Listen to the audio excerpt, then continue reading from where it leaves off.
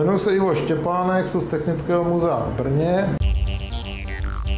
Toto bude vlastně první sbírkový předmět z tohoto projektu, který vlastně bude zařazen tedy do sbírek Technického muzea. Velice dobré je, že je skutečně v originální krabici, tak jak se tenkrát prodával, je to i vlastně s návodem, jak ho používat. To je vždycky na tom velice dobré, když člověk získá i třeba včetně obyčejné stvrzenky z obchodu, paragonu, takže ví, kde se to koupilo, kdy se to koupilo, takže to potom jak si dotváří vlastně tu hodnotu toho předmětu pro nás jako z toho muzejního hlediska v rámci té dokumentace.